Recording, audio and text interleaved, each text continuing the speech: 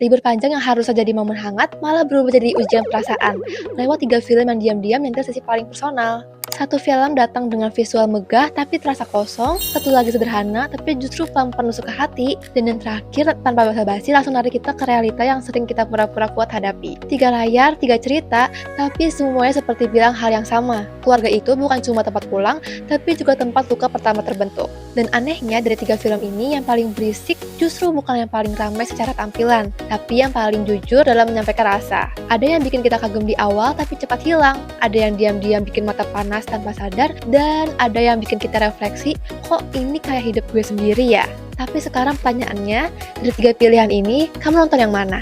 Dan yang mana yang benar-benar tinggal di kepala setelah lampu bioskop nyala? Hai Sources, selamat datang di channel Click Source, dan sekarang kita berada di segmen LMD, Last Movie Discussion, segmen di mana kita selalu membahas hal-hal seputar berita, film, mulai dari review, bedah trailer, ataupun diskusi masalah di industri perfilman. Oke, jadi di segmen kali ini Minsos mau bahas 3 film sekaligus nih. Soalnya liburan kali ini tuh Minsos sempet bingung banget mau nonton apa. Akhirnya kebetulan lagi banyak tontonan, jadi langsung gas aja deh. Supaya kalian juga nggak lama-lama nunggu video baru nih Sources, karena di sini Minsos langsung bedah abis semua 3 film ini. Libur lebaran emang jadi momen yang paling ramai, tapi tahun ini rasanya agak berbeda karena langsung dicekokin 3 film dengan tema keluarga yang sama, tapi pendekatan yang kontras banget. Mulai dari Pelangi di Mars yang ngandelin visual super ambisius dan CGI yang katanya mau setara internasional, lalu ada Nawila yang justru lebih sederhana tapi hangat dan grounded. Sampai film dewasa yang emosional banget, Tunggu Aku Sukses Nanti, yang bener-bener nyeret isu realita hidup sampai bikin dada sesak. Ketiganya sama-sama bicara soal keluarga, tapi cara mereka menyampaikannya itu beda jauh. Kalau Pelangi di Mars sama Nawila, dua-duanya masih relatif aman buat ditonton bareng anak karena membawa pesan kekeluargaan, petualangan, dan nilai moral yang cukup jelas. Meskipun kualitas penyampaiannya beda. Sementara Tunggu Aku Sukses Nanti justru lebih cocok untuk penonton dewasa karena konfliknya berat, berangkat dari tekanan sosial, pembuktian diri, sampai relasi keluarga yang penuh luka. Dan itu disampaikan dengan tone yang realistis, bahkan cenderung pahit. Yang cukup bikin kaget, Pelangi di Mars ternyata dibandingkan langsung dengan Nawila dari sisi respon penonton. Dan hasilnya timpang jauh. Pelangi di Mars punya budget besar dan ambisi visual tinggi, tapi tidak berhasil mengikat penonton karena cerita yang lemah. Sementara Nawila yang secara visual tidak semewah itu justru terasa lebih hidup karena kekuatan cerita dan emosinya.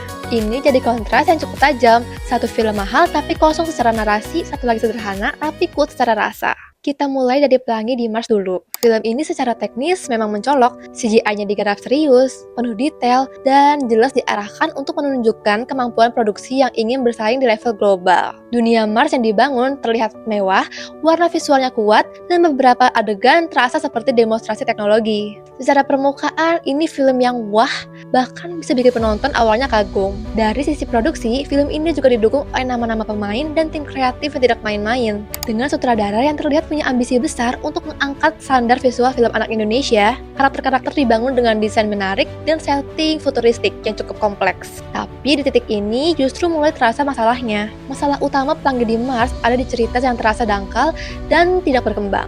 Alurnya terkesan datar, konflik tidak digali dalam, dan hubungan antar karakter kurang punya bobot emosional. Seolah-olah film ini lebih fokus bilang, lihat, kita bisa bikin visual sekeren ini loh, daripada benar-benar menyampaikan cerita yang kuat. Padahal, untuk film anak-anak, justru cerita yang sederhana tapi menyentuh itu jauh lebih penting daripada sekedar tampilan visual.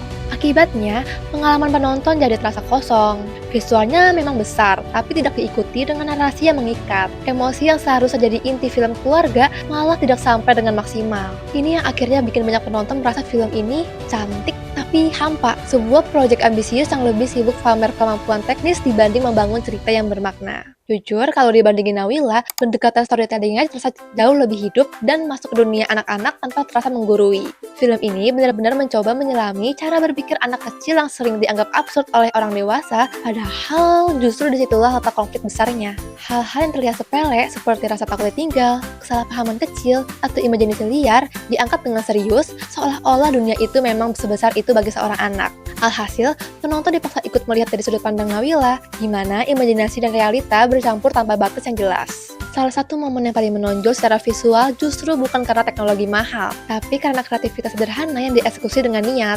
Saat Nawila membaca surat dari ayahnya, latar di belakangnya berubah seperti panggung teater. Dengan properti yang menggambarkan sang ayah sedang bekerja di lautan. Bukan CGI canggih, tapi pendekatan ala pentas drama yang justru terasa lebih intim dan menyentuh.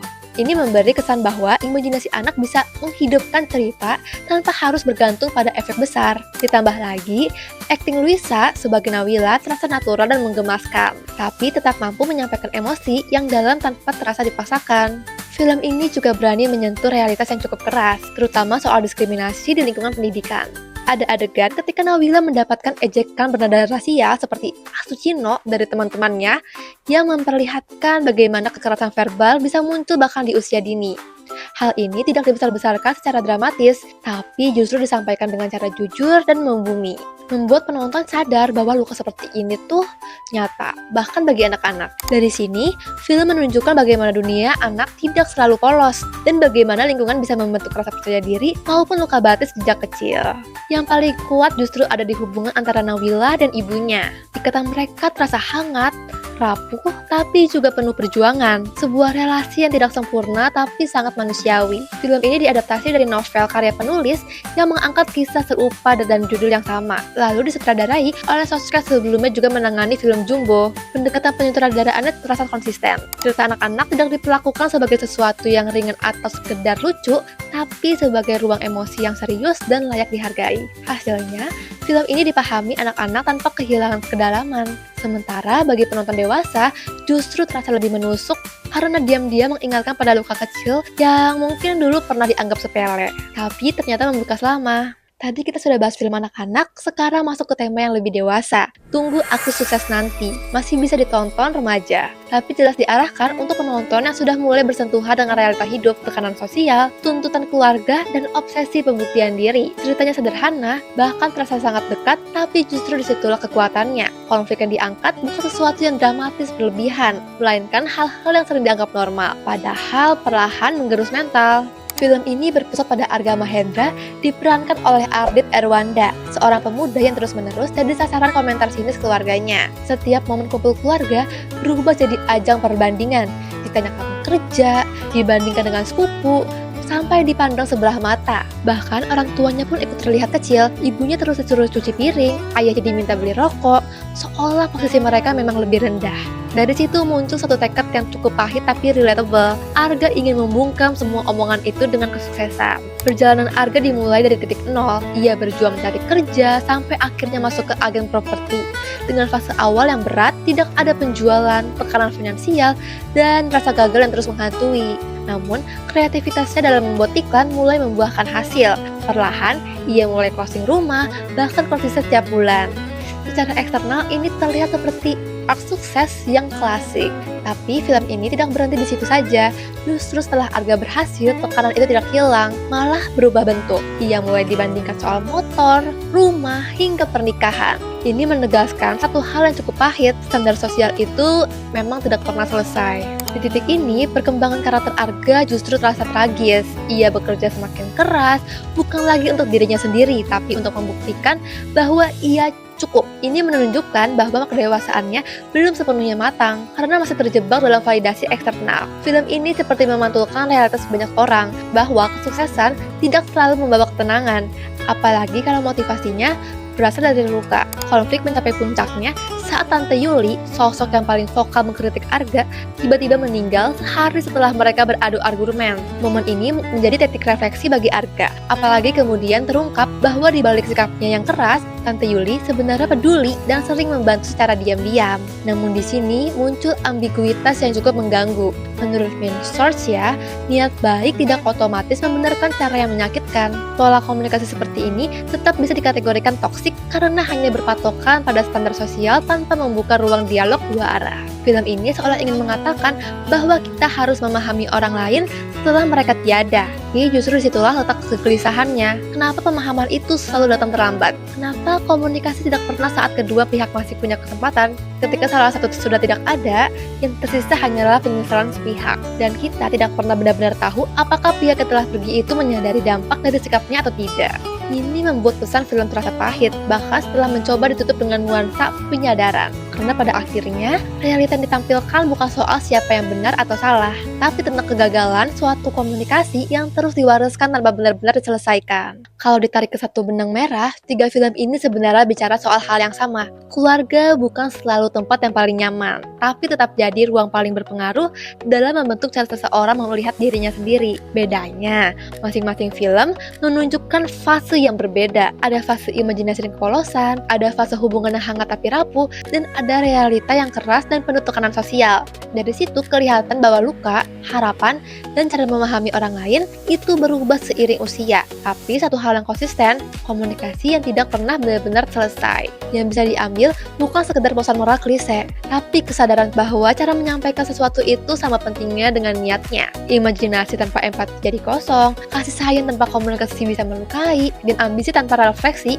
bisa berubah jadi beban. Tiga film ini seperti menunjukkan spektrum bagaimana manusia tumbuh dari melihat dunia secara sederhana, lalu mulai memahami kompleksitas, sampai akhirnya terjebak dalam ekspektasi yang diciptakan lingkungan sendiri. Sekarang soal penilaian, Pelangi di Mars dapat 5/10 karena secara teknis memang ambisius tapi tidak mampu menjaga keseimbangan antara bentuk dan isi. Film ini terasa seperti proyek yang fokus pada pencapaian produksi, bukan pengalaman penonton, sehingga dampaknya cepat hilang setelah selesai ditonton. Nawila dapat 8,5/10 karena berhasil membangun pendekatan emosional tanpa harus bergantung pada skala besar. Pendekatannya konsisten, detail kecilnya terasa tulus, dan cara film ini berpihak pada sudut pandang anak membuatnya punya daya tahan emosi yang lebih panjang bahkan setelah film selesai.